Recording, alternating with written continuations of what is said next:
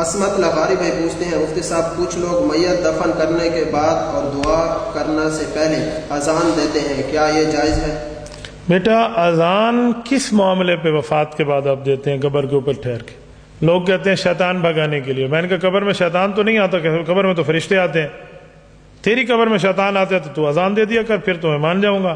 الحمدللہ ہماری قبروں میں تو فرشتے آتے ہیں، تو لہٰذا اس وقت اذان کا کوئی تصور نہیں ہے.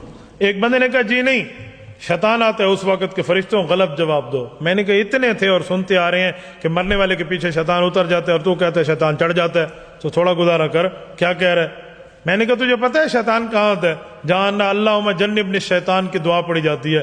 جب تو کمرے کے اندر دعا پڑھ رہا ہو تو اوپر دو طالب علم ٹھہرا لیا کر، بھی اذانیں دیتی رکھو، چلو بھائی شیطان بھاگے گا. جہاں شیطان بھگانا تھا وہاں تو تم نے دعا پڑھائی نہیں ہے اور اذان دلائی نہیں ہے، اور جہاں شیطان نے آنا نہیں ہے فرشتوں نے آنا، ادھر تم نے اذانیں ٹھوکی ہوئی ہیں. یہ شریعت کی تعلیم نہیں ہے. ہم قبر پر اذان دیتے ہیں نا تو لوگوں کو برا لگتا ہے کہ قبر کے اندر، قبر کے اوپر اذان کیوں دیتے ہو؟ ہم کہتے ہیں کہ اذان اس لیے ہم قبر کے اوپر دیتے ہیں تاکہ شیطان بھاگ جائے. تو وہ کہتے ہیں کہ تمہاری قبروں کے اندر شیطان آتا ہے، ہماری قبروں میں تو نہیں آتا. اب ان کے بڑے بڑے مولوی چونکہ یہ بات کرتے ہیں اس لیے جواب دینا ضروری ہے. قبر کے اندر شیطان آتا ہے یا نہیں آتا، میں آپ کے سامنے حدیث پیش کرتا ہوں تو موصوف کی جہالت واضح ہو جائے گی کہ کتنا بڑا جاہل ہے. اور ایسے ملاؤں کو سٹیج پر بلانا بھی نہیں چاہیے اور ان کو بٹھانا بھی نہیں چاہیے، اور ان کی تقریر نہ کروانی چاہیے نہ ان کی سننی چاہیے. میں حدیث پڑھتا ہوں اور حدیث پاک میں جناب پہلی کتاب پیش کرتا ہوں سنن ابن ماجہ شریف، اور صفحہ نمبر 112 پہ یہ روایت موجود ہے. روایت ہے کہ ان سعید ابن المسیب قال حضرت ابن عمر فی جنازۃ فلما وضعها فی اللحد قال بسم اللہ وفی سبیل اللہ وعلی ملت رسول اللہ.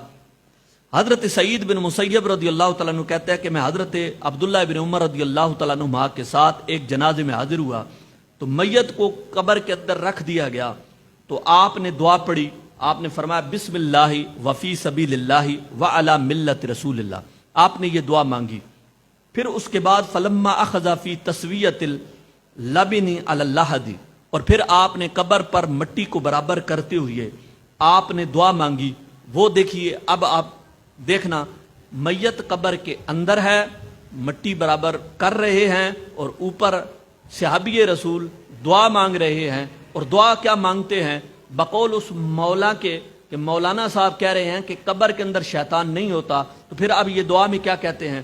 اللہم اجرہا من الشیطان، اے اللہ اس میت کو شیطان سے محفوظ فرما. اب قبر کے اندر شیطان نہیں آتا، صحابی رسول نے دعا میں کیوں کہا؟ دعا میں کیوں کہا؟ صحابی رسول کہہ رہے ہیں کہ اے اللہ اسے شیطان سے محفوظ فرما. وَمِنْ عَذَابِ الْقَبْرِ، اور قبر کے عذاب سے مامون فرما، محفوظ فرما. اب جناب والا یہ کتاب سنن ابن ماجہ شریف ہے. میں دوسری کتاب بھی آپ کے سامنے پیش کر دیتا ہوں تاکہ بات واضح ہو جائے. جناب والا میں دوسری کتاب پیش کرتا ہوں مصنف ابن ابی شیبہ. یہ استاد ہیں حضرت امام بخاری کے اور یہ استاد ہیں حضرت امام مسلم کے، اور صفحہ نمبر 105 ہے کتاب الجنائز کے اندر یہ روایت موجود ہے. بندہ انہا چیز پیش کرتا ہے کانا یستحبون اذا وضعوا المیت ان یقولوا بسم اللہ وفی سبیل اللہ وعلی ملت رسول اللہ اللہم اجرہ من عذاب القبر وعذاب النار ومن شر الشیطان الرجیم.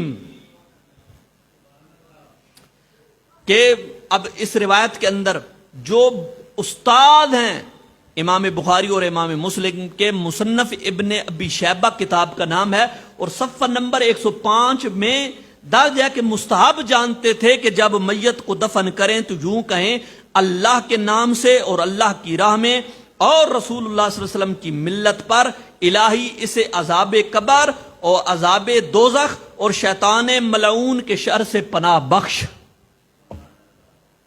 تو ان دعاؤں سے پتہ چلتا ہے قبر کے اندر شیطان آتا ہے. جب روایات سے معلوم ہو گیا قبر کے اندر شیطان آتا ہے تو شیطان کو بھگانے کے لیے میرے آقا صلی اللہ علیہ وآلہ وسلم نے مسلم شریف کی روایت میرے پاس پڑھی ہے، یہ مسلم شریف، کہ جب مؤذن اذان دے تو جس وقت اذان دیتا ہے تو شیطان پیٹھ پھیر کر اور گوز مار کر بھاگ جاتا ہے. تو جب قبر کے اندر میت کو رکھا جاتا ہے تو شیطان آتا ہے، اور جب شیطان آتا ہے تو پھر ہم قبر پر کھڑے ہو کر آذان دیتے ہیں تو شیطان پیٹھ پھیر کر گوز مار کر بھاگ جاتا ہے.